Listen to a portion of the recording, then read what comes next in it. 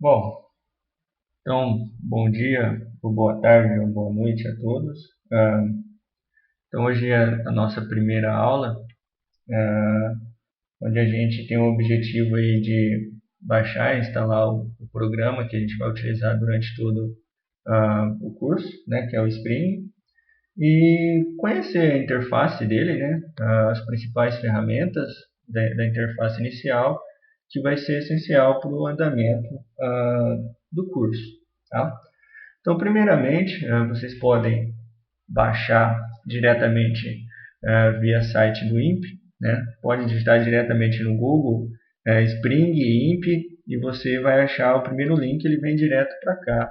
Tá? Se eu pesquisar aqui INPE Spring, o primeiro link que vai aparecer, ele já vai me direcionar aí para a divisão de processamento de imagem, onde eu posso baixar o programinha e também alguns bancos de dados de exemplo para a gente poder testar, para a gente poder, de certa forma, brincar aí com os processos que a gente pode fazer, para a gente não perder banco de dados ou ter que criar um especificamente para fazer as atividades. Tá?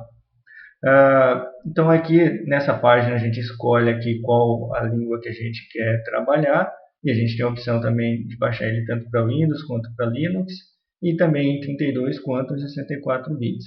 Tá?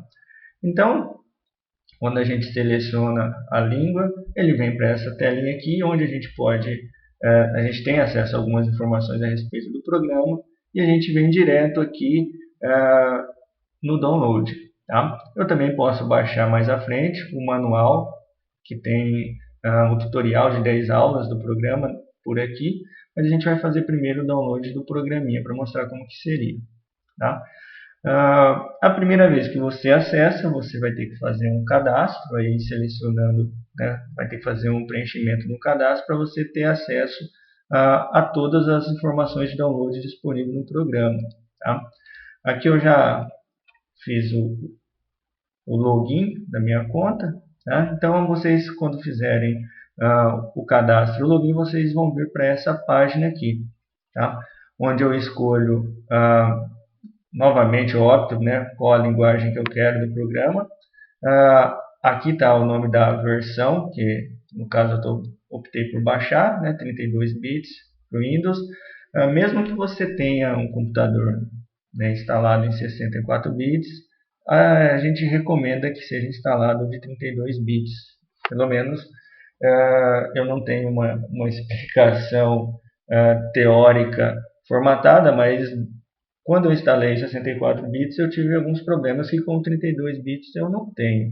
Então é recomendável que vocês instalem o 32 bits. Aqui para baixo vocês vão ver que tem outras versões mais antigas, então o Spring sempre vai atualizando. O próprio programa, quando você abre ele, se você estiver diretamente conectado na internet, ele já faz uma busca, já fala se tem uma nova versão e você pode baixar ele. Tá? Então, o que vocês devem instalar é esse aqui, ó, o instala completo. Você vai baixar o programa, é um executável em mais ou menos 100 megas. Tá? Você baixa ele e depois é só executar e instalar ele sem problema nenhum. E você também pode baixar o banco de demonstração, que é o banco de dados que a gente vai utilizar hoje. Talvez vocês tenham um pouco de dificuldade, eu não sei, mas quando você baixa esse arquivo, ele vem como um executável. Né? Então você pode executar ele sem problema nenhum. E no arquivo, no diretório C2 ponto, que é provavelmente onde ele vai jogar uma pasta que é o SpringDB, uma pastinha de banco de dados que a gente vai utilizar. Tá? Eu baixei ele anteriormente, então aqui, se eu ver na minha página de downloads, aqui está o programinha que eu baixei, né, o Spring, esse que vocês podem executar, e o banco de dados demonstrativo. Eu vou executar para vocês verem como que ficaria. Tá? Então não precisa ter medo de executar ele sem problema nenhum. Ele vai perguntar talvez o diretório, né? Então aqui eu já vou deixar para ele que ele instale aqui no C2 ponto. Ele já instalou. Então se eu for lá no C2 ponto, ele tem uma pastinha aqui, ó, é justamente essa, o SpringDB. É o banco de dados que a gente vai utilizar na maioria das nossas atividades aqui. Tá? Eu já joguei ele aqui na minha área de trabalho, ele está aqui, que é o que a gente vai utilizar. Ok? Então, digamos que já tenhamos instalado o nosso programa. Quando vocês instalarem, muito provavelmente ficará os ícones aqui, eu já tirei da minha tela, mas ficará o ícone do executável do Spring, né, que ele abre diretamente o programa. Um outro executável do Impima, que é um programinha também à parte, né, complementar, por assim dizer, do Spring, que ele serve para você fazer algumas edições e preparações de imagens, quando a gente for trabalhar especificamente com imagem. Tá? E talvez ele jogue, deixa eu ver qual arquivo que ele pode jogar aí também na sua área de trabalho, que eu acho que deixa eu abrir aqui, o Scarta. Hoje já não vem mais separado do Spring, é uma outra modalidade não, né? Um programinha que vem junto para ele especificamente para montar uma carta final, né? E o teste de mesa, né? Para quando você, as mais antigas trabalhavam muito com essa parte de digitalização. Então você provavelmente quando instalar ficará esses ícones na sua área de trabalho, mas a gente vai trabalhar especificamente com o Spring hoje, que a ideia é a gente visualizar aí as principais funcionalidades dele, ok? Por que eu coloquei aqui a pasta do banco de dados no desktop? Geralmente é muito mais fácil num local mais simples de buscar. Em alguns casos, quando você coloca essa pasta em uma subpasta, em várias subpastas, onde o caminho para o programa até essa pasta que você tem interesse fique muito grande, muitas vezes pode ocorrer um erro e o programa não detectar essa pasta. Tá? Então eu recomendo que sempre coloque ela ou na área de trabalho, ou no diretório raiz, ou no C2 pontos, ou no D2 pontos, que vai facilitar bastante a vida de vocês. Tá? Então vamos abrir ele aqui pela primeira vez. Tá? Quando a gente inicia ele pela primeira vez, ele vai, aqui no caso, né, ele está falando qual é a versão, que existe uma versão mais atual, se você quiser atualizar. E ele vai dar essa informação de diretório inválido. Né? A primeira vez que ele vai abrir, ele não tem nenhum caminho, ele não encontrou nenhum banco de dados, é essa informação mesmo que ele vai dar. Então você pode clicar aqui em OK, ele vai abrir essa outra informação, essa outra aba, né? Onde eu posso buscar diretamente um banco de dados existentes, que no caso pode ser esse aqui, ou eu posso criar o meu novo banco de dados. Né? E aí eu tenho que iniciar todo o procedimento de abastecimento, definições, tá? Isso aqui a gente vai ver mais adiante, tudo bem? Então vamos lá buscar no diretório a nossa pastinha de informação aqui do banco de dados de amostra para a gente testar hoje. Está aqui na minha área de trabalho. Lembrando que eu não preciso abrir essa pasta, eu simplesmente seleciono essa pasta. Né? Eu tenho os projetos dentro desse banco de dados. Olha lá, tá? Que no caso aqui é o DF, que é do Distrito Federal. Então, sempre eu carrego essa pasta do banco de dados, ativo. Tá? E a segunda coisa que eu tenho que fazer é aqui em projeto, tá? Ativar o projeto que eu vou trabalhar. Tá? Então, primeiramente, banco de dados, né? Esse íconezinho aqui. E o segundo, projeto, que eu vou ativar um projeto que está dentro. Então, pensamos assim como um banco de dados, uma pasta maior onde eu posso ter vários projetos dentro. Por exemplo, eu posso ter um banco de dados de um município qualquer e dentro desse município eu tenho vários projetos, ou de uma microbacia, ou de uma área de uma fazenda, ou de uma área urbana e assim por diante. Tá? E aí é só eu ativar essa informação, ele já vai ficar aqui disponível para mim. Tá? Vou expandir a área de trabalho. Tá? Ele já vem com algumas informações carregadas, eu vou mostrar individualmente cada uma delas, né? Mas apresentar para vocês as principais ferramentas, né, do dia a dia aqui do nosso programinha. Tá? Então, primeiramente, eu só vou carregar uma informação aqui para a gente ver as principais ferramentas que eu tenho aqui de início. Tá? Bom, então a gente viu de início aqui que eu tenho o banco de dados, onde eu carrego ou ativo ou desativo um banco de dados, e no projeto, onde eu ativei esse projeto. Dentro dessa informação de projeto, é claro que a gente não vai mexer, mas aqui tem uma série de informações que depois a gente vai aprender a definir, que é o tipo de projeção que a gente está trabalhando, né? A projeção, no caso, que foi escolhida para as representações que foram inseridas aqui dentro, as coordenadas limitantes do meu projeto, né? Eu posso apresentar ela em graus, minutos, segundos também, são essas coordenadas que limitam essa minha área aqui. Todo o material que eu for jogar aqui dentro vai ficar limitado dentro dessa área, a não ser que eu expanda essa área. Ok?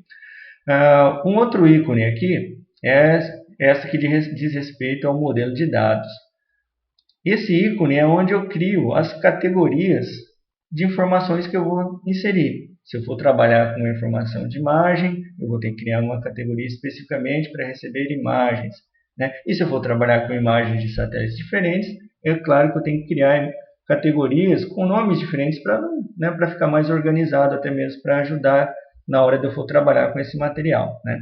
Então a gente percebe logo de cara que eu tenho 5 tipos de modelo de dados que eu posso estar trabalhando, né? Na categoria imagem, a categoria de modelo numérico de terreno, ou MNT, a categoria temática, a categoria cadastral e a categoria rede, né? O nosso curso prevê atividades com todas essas categorias, né? E alguns processamentos dentro dessas categorias. Então, a gente vai ver passo a passo isso daí. Tá? A gente não vai trabalhar agora, né, com tabelas, mas é aqui que a gente acaba trabalhando com essa parte de tabelas, seja ela objeto ou uma tabela não espacial. Tá? Só abrindo aqui para vocês darem uma olhada, né? Em relação aos ícones, eu tenho no caso aqui uma tabela não espacial e tabelas espaciais. A gente não vai entrar no mérito agora e não vai utilizar isso agora, tá? A gente vai ter um capítulo específico para definir melhor isso daí para vocês, tá? E o próximo aqui seria o plano de informação. Então imagine dentro de uma categoria, imagem, eu posso inserir vários tipos de imagem com nomenclaturas diferentes, que entrariam como PIs. Então podemos imaginar aí como um arquivo raiz, onde a categoria seria a pasta principal e os planos de informações seriam as secundárias, né, ou os layers, ou as camadas. Tá? Por exemplo, poderíamos imaginar uma categoria temática, onde eu estaria trabalhando com mapa de solo, por exemplo, um mapa de drenagem. E um PI seria a rede de drenagem. Um outro PI seria o limite da bacia. Né? Um outro PI seriam as nascentes dessa bacia. Tudo relacionado à drenagem. Tá? Então, toda vez que eu quiser criar um plano de informação dentro de uma das categorias, eu venho aqui em criar um plano de informação nesse espaço aqui onde eu selecionaria as minhas categorias. De repente eu quero criar um plano de informação dentro da categoria temática. E aí eu daria o nome desse plano de informação e criaria e ele aparecia aqui embaixo automaticamente. Aqui um exemplo bem simples, né, na categoria imagem, eu tenho aqui essa composição RGB, né, de uma imagem. Eu tenho aqui um outro plano de informação que é a banda TM3, a banda TM4 e a banda TM5. Então, dessa forma que funciona, como se fosse né, subpastas dentro de cada categoria. Observe que cada categoria tem um ou mais planos de informações, dependendo aí da necessidade ou do tipo de projeto que a gente for trabalhar. Ok? Essa informação aqui é a janelinha do painel de controle, né? Parece um painel de um fliperama. Na verdade, é o que apresenta esse painel de controle aqui. Se eu desativar, ele some, eu vejo a janela completa, ou eu posso deixar ele ativado, né? Fica muito mais funcional. Conforme eu vou ativando aqui, ele vai me aparecendo ali. A ferramenta de zoom, algumas ferramentas aqui são bem intuitivas, né? A ferramenta de zoom eu simplesmente clico, né? Um clique e solta. Tá? Aí eu arrasto, tento cobrir o tamanho da área de interesse e assim que eu der um novo clique finalizando, ele já me dá o zoom automaticamente daquela área. Então eu posso fazer isso aqui quantas vezes quiser. Tudo bem? Essa ferramentinha aqui, muito útil, ela recompõe sempre ao tamanho do meu projeto inicial. Tá? Então eu venho aqui e ele volta ao meu projeto inicial. Dou um zoom aqui, quero recompor, volto aquele exato local. Essa segunda ferramenta aqui, né, também de zoom, é o que a gente chama de cursor de área. A gente tem que ficar atento porque muitas vezes alguma das atividades que a gente vai fazer, ela exige um cursor específico, tá? Ou esse de selecionar, cursor de área, né? Ou do indicador de ponto, ou o cursor normal. Aqui não está, tá a lupinha. Então, se eu clicar com o mouse com o botão do lado direito, ele sempre volta para o meu cursor, o normalzinho, que a gente sempre utiliza, tá? Então, vamos fazer utilizar esse cursor de área. Eu seleciono, né, dou um clique inicial e arrasto, né, faço a cobertura da área que eu quero. E quando eu finalizar, vai ficar só o retângulo envolvente, não vai acontecer nada. Mas se eu vier aqui nesse lápisinho, que parece um desenho de um lápis, né, tanto é que chama desenhar, ele vai desenhar simplesmente aquela seleção que eu fiz com o meu cursor de área. Tudo bem? Tá? Então eu posso fazer aqui, seleciono o tamanho da minha área e peço para desenhar. É claro, é muito mais simples utilizar a ferramenta de zoom, né? Ele já vai automaticamente. Tá? Eu posso recompor novamente. Esse outro ícone aqui é o cursor de voo, né? Na verdade, ele é o que movimenta a minha tela. De repente, eu estou trabalhando num zoom que está cobrindo quase toda a minha tela e eu preciso movimentar essa área. Então, eu venho nesse cursor, simplesmente clico num determinado ponto e arrasto. E assim que eu soltar, essa minha tela ela faz essa movimentação. Ela é bem simples. Ela vai ser bastante útil aí quando estivermos trabalhando com edições vetoriais, né? A gente vai estar fazendo algumas digitalizações num certo local da área e a gente vai precisar movimentar e aí a gente vai utilizar esse cursor para dar continuidade. Tudo bem? Aqui temos o zoom mais, né? O zoom menos, tá? E esse último aqui, alguns eu não estou falando, é que são de menor importância para a gente, tá? E esse outro aqui, o anterior, ele volta para a sua movimentação, a última movimentação que você fez. Tá? Então, se eu fiz isso daqui, movimentei a área para cá, se eu voltar aqui, ele volta para a última que eu estava. E assim ele vai refazendo, né, desfazendo todas as movimentações que eu fiz. Tá? Aqui é o recompor, como a gente já tinha visto. Essa outra ferramenta aqui é a ferramenta acoplar. A gente vai utilizar bastante ela em alguns casos, principalmente quando eu quero trabalhar com duas informações numa mesma área. Eu quero sobrepor uma naquele exato momento e quero ver o que tem por baixo. Tá? Como que eu faço isso?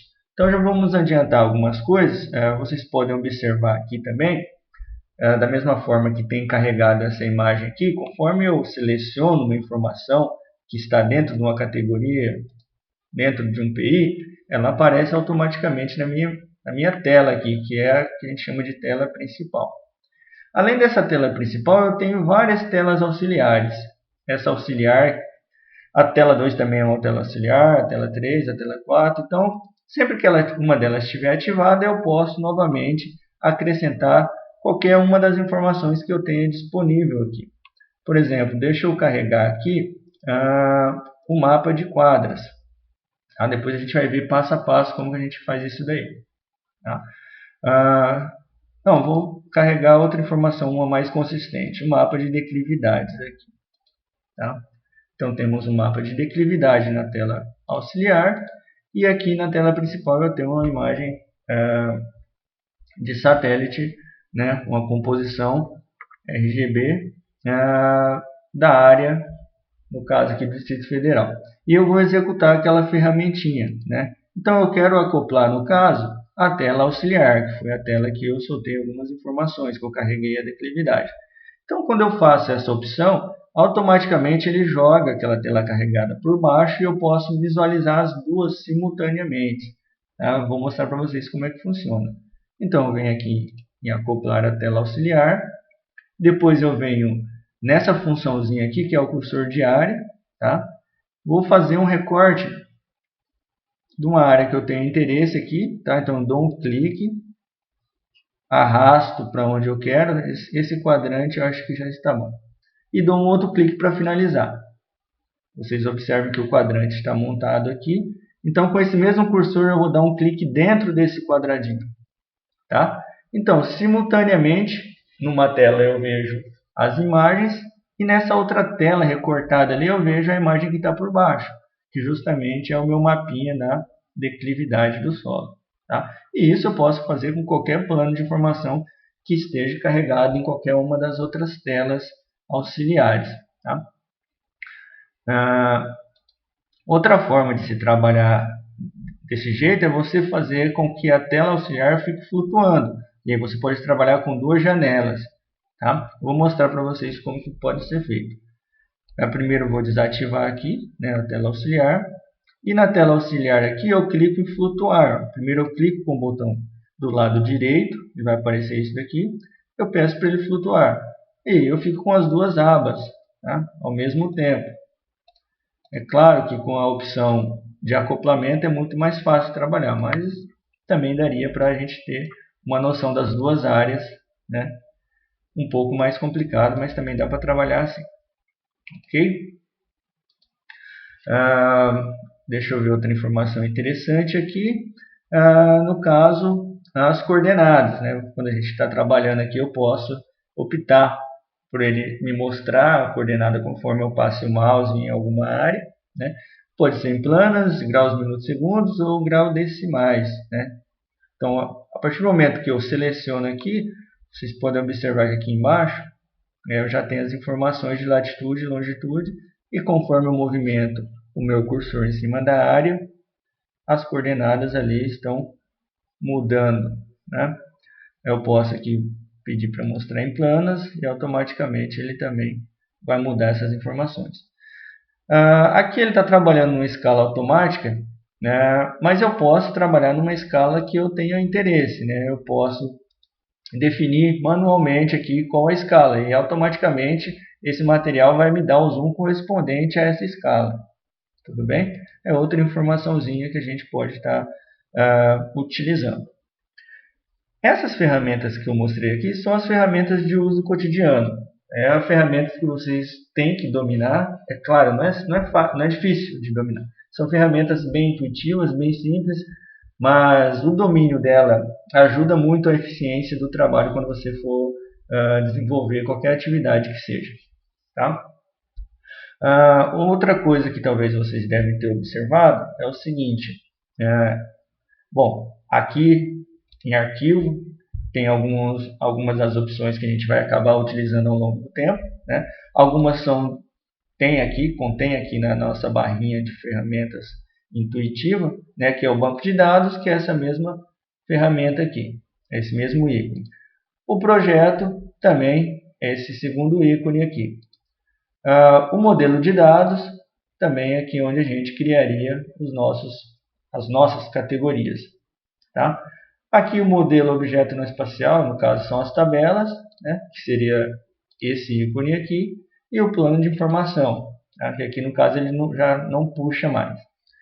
Aí eu tenho algumas assistentes, no caso de importação de imagem, a gente vai ver algumas atividades utilizando assistentes.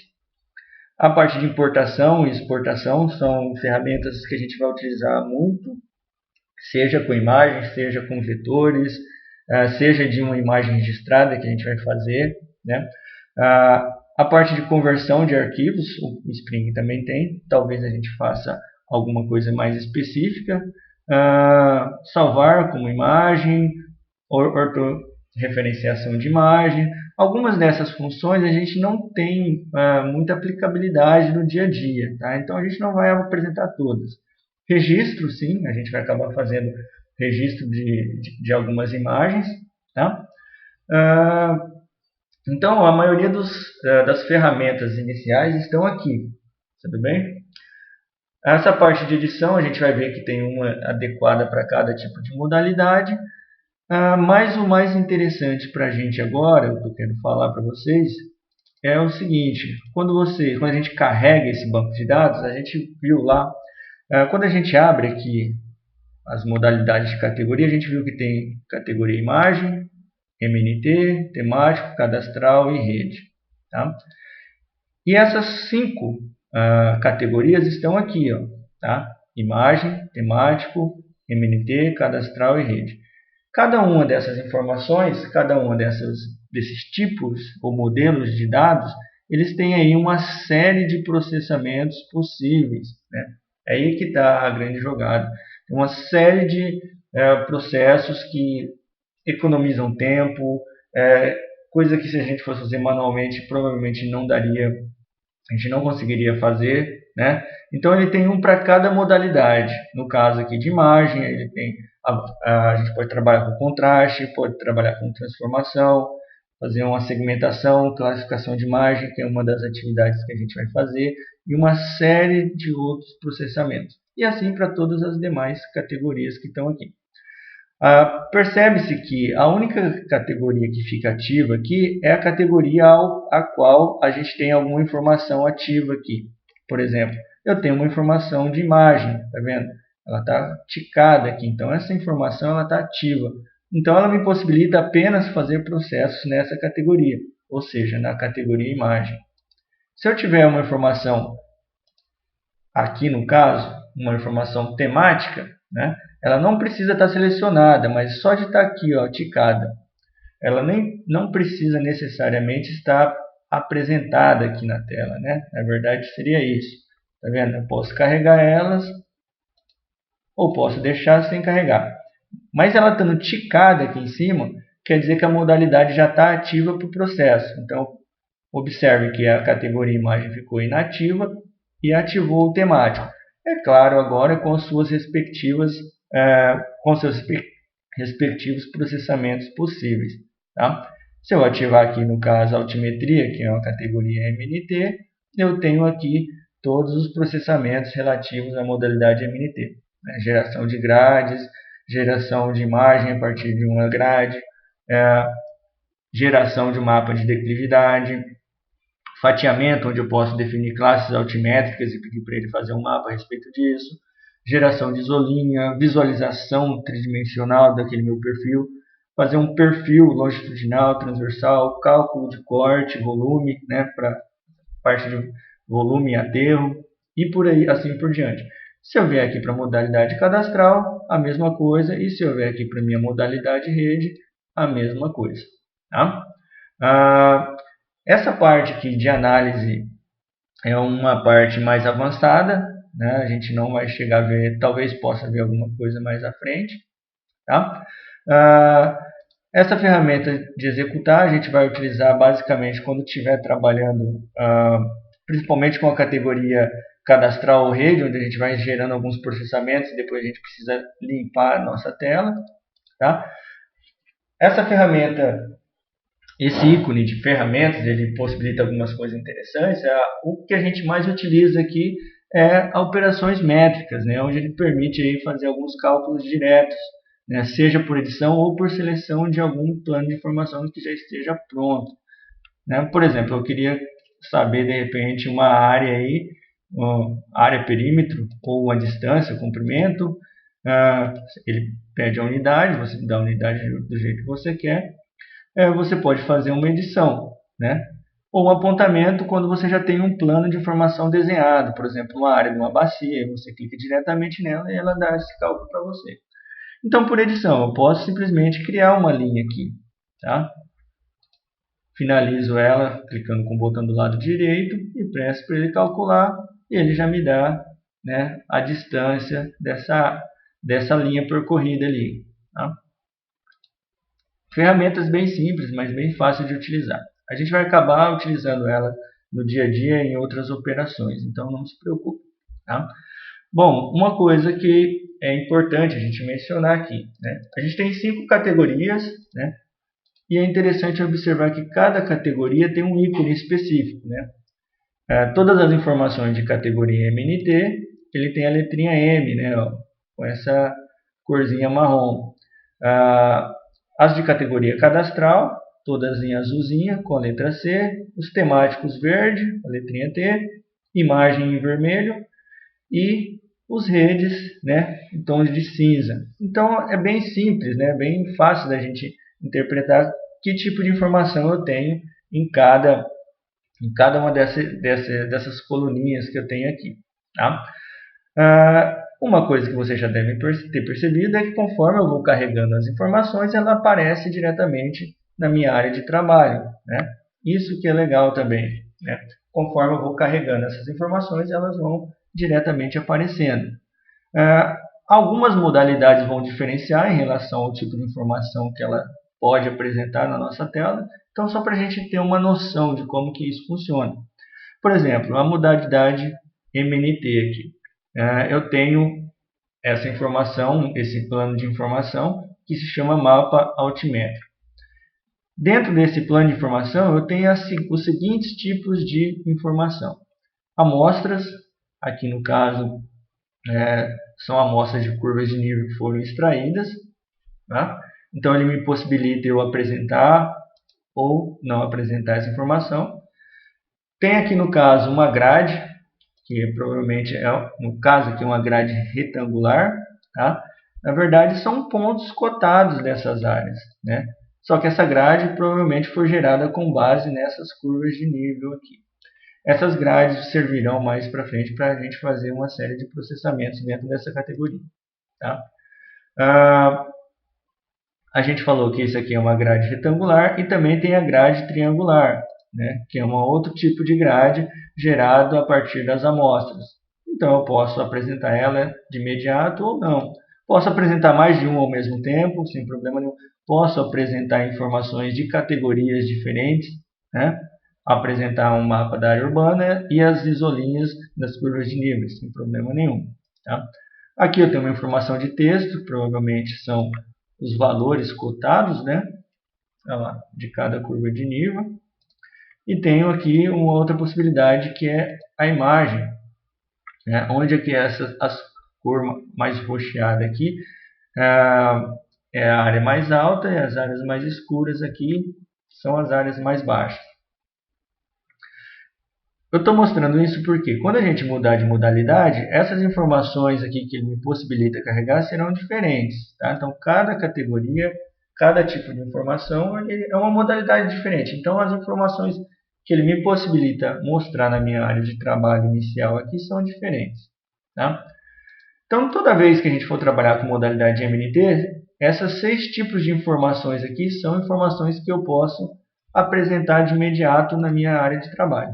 Tá? Faltou isolinha, provavelmente ele não gerou uma isolinha aqui, mas era simples, a gente vai fazer isso quando estiver trabalhando com a categoria, né? Trabalhando com MNT. Se eu vier aqui na categoria MNT, eu tenho geração de isolinhas. E aí, quando eu gerar essa informação isolinhas para a minha área, esse espaço vai ficar ativo. E toda vez que eu clicar nele, as isolinhas vão aparecer aqui, né? Como são isolinhas, vão aparecer entre essas linhas maiores aqui, entre uma e outra. Ok? A modalidade cadastral, né? Ela me permite apresentar as linhas ou os vetores das quadras, aqui no caso. Texto, né? Provavelmente nomenclatura das quadras. Tá? Objeto, uma vez que ele transformou aqui cada área em um polígono, quando eu tenho essa categoria objeto aqui, me possibilita ativar, é porque cada objeto desse está atrelado a uma informação de uma tabela. Tá? Isso só é possível ou na categoria cadastral ou na categoria redes. Então, quando a gente chegar lá na modalidade desses dois, a gente vai ver como que a gente faz isso. Tá? Aqui, pontos, no caso, se eu estivesse trabalhando além de estar trabalhando com linhas, estivesse trabalhando também com pontos. Né? Então, eu teria também aqui as entidades. E assim que eu ativasse essas entidades pontos, eles iriam aparecer na tela da minha área de trabalho aqui. Tá? Então, está vendo aqui, para essa categoria, são apenas 4 informações que eu posso carregar automaticamente na minha tela. Tá? Se eu dar 2 cliques rápidos aqui, ele já desativa tudo. Tá? Facilita. Bom, esse aqui é um mapa temático em declividade. Eu tenho aqui classes, né, que no caso são classes temáticas já feitas, classes de declividade. Tá? Tanto é que quando eu estiver trabalhando com mapa temático, se eu vier aqui nessa informaçãozinha aqui, onde está o ícone, a legenda, ele vai aparecer a legenda desse mapinha temático. Então eu tenho lá declividade de 0 a 5, as áreas mais amarelinhas, de 10 a 15, laranjadinha, e esse vermelho de 15 a 30. De 5 a 10 é um intermediário aqui entre esse amarelinho e o laranja. Tá? Ele pode também mostrar para mim quais são as linhas ou os vetores que dividem, né, cada classe que foi gerado. Tá?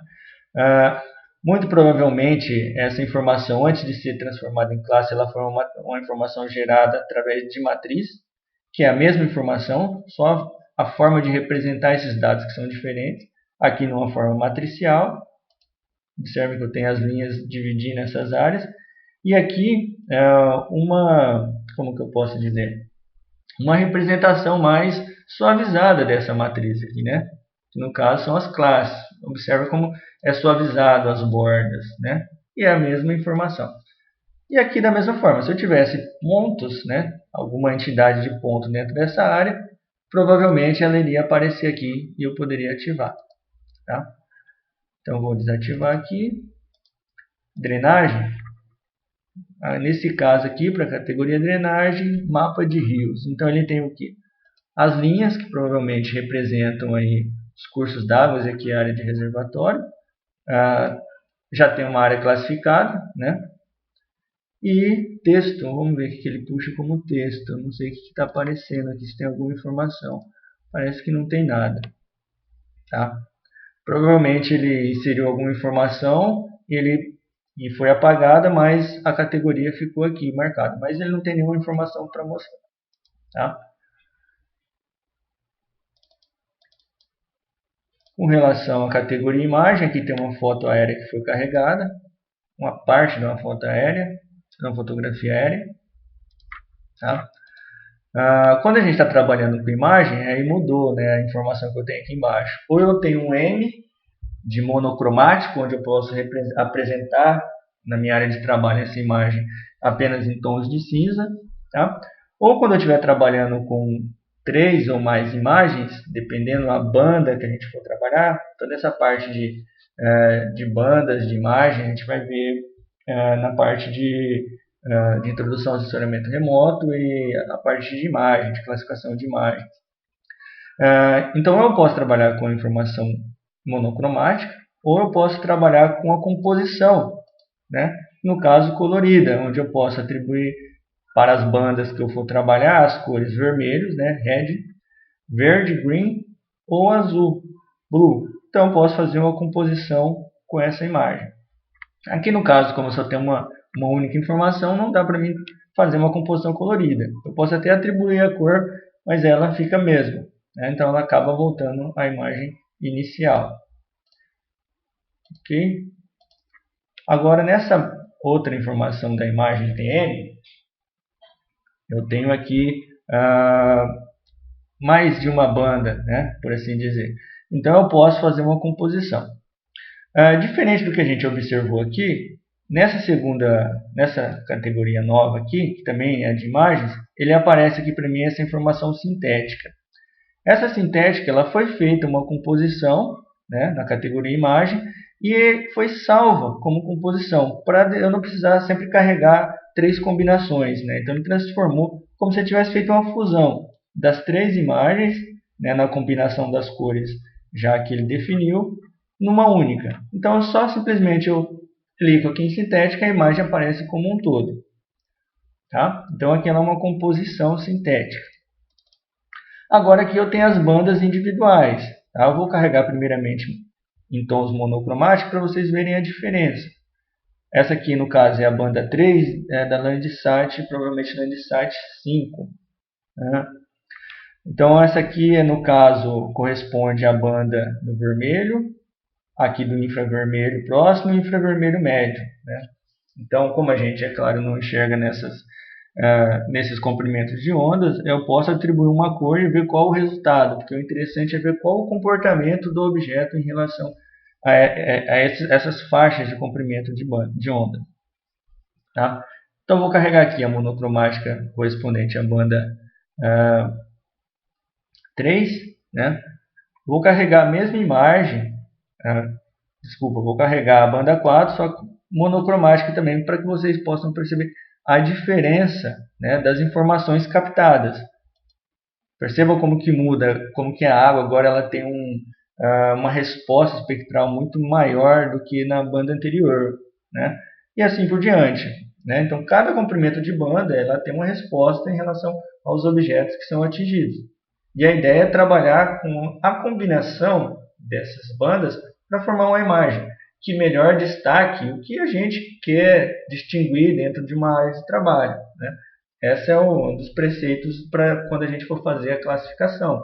Eu tenho que, né, tentar distinguir ou tentar fazer com que a minha combinação de imagens, de bandas e de cores, né, destaque o objeto que eu quero separar dos demais. Tá? A banda 5, carregando aqui no monocromático, então vocês também observam que algumas áreas têm mais destaque do que outras, né? O que reflete cada objeto no campo tem respostas diferentes. Tá? Então aqui eu vou fazer uma combinação. Tá? Combinação BGR. Tá? E aí eu tenho uma informação montada conjunta. Eu posso salvar essa imagem, no caso aqui, como uma informação, como uma composição, e ela também vai ficar na mesma informação que essa daqui, né? Como uma composição sintética. Eu só vou mostrar para vocês como que salva, mas a gente vai fazer isso especificamente na aula que a gente for trabalhar com imagens. Tá? Aqui eu salvo ela direto como uma imagem sintética. Sintética 2. Ok? Então eu posso desabilitar essas imagens carregadas e vir direto aqui. Ó, tá? Economiza tempo, né? Em alguns casos, até mesmo, porque aqui a gente fez uma combinação bem simples, mas eu posso fazer combinações diferentes, atribuindo cores diferentes às bandas diferentes.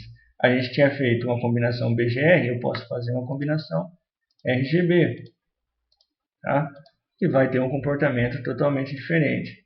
Então, muitas vezes você está trabalhando com uma combinação e você vai precisar acessar novamente aquela imagem e para você até mesmo não correr o risco de esquecer ou de ter que ficar lá testando qual combinação que você fez, é muito mais simples você salvar ela como uma categoria, como uma nova imagem sintética. Tá? Então percebam, é uma combinação diferente, eu atribuo cores do sistema RGB às bandas, né? E isso me possibilitou uma imagem com um comportamento totalmente diferente do anterior que a gente tinha, né? Tudo bem? E a última categoria para a gente mostrar aqui é a categoria de redes. Tá? Ela é muito semelhante à categoria do cadastro urbano, né? Então onde a gente tem aqui as linhas. No caso aqui, os objetos são algumas linhas que foram identificadas como objetos. Tá? A gente vai ver isso mais especificamente ao final do... provavelmente essa categoria é uma das últimas a serem trabalhadas. Tá? E algumas informações de restrições que apareceu aqui, mas eu não sei quais são essas informações que estavam nesse banco de dados, que no caso não foi a gente que fez, né? Ele é só um banco de amostra. Tá?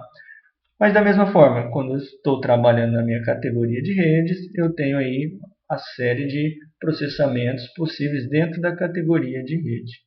Tá? Bom, falei bastante, apresentei um programa comum, né, de forma bem geral. A ideia dessa primeira aula era justamente isso, vocês têm uma noção das principais ferramentas que a gente vai usar no dia a dia, vocês têm que ter o domínio dessas ferramentas, né, para facilitar, para tornar os processos mais rápidos, o acesso à informação mais rápido. Vocês viram aí as principais, não todas as categorias, né, MNT, cadastral, temático, imagem, redes, que a gente vai acabar fazendo uma série de atividades durante o curso. Tá? Então a recomendação agora é que vocês baixem o programa, instalem, baixem também o banco de dados de Brasília, abram ele e façam, né, como a gente fez nessa aula, tentem acessar todas as informações, categoria por categoria, testar, né, alguns dessas ferramentas mais simples, de zoom, a ferramenta de acoplagem, que elas serão muito úteis para as nossas próximas aulas. Tudo bem? Bom, era isso por hoje. Ficamos por aqui e até então a próxima aula. Tá?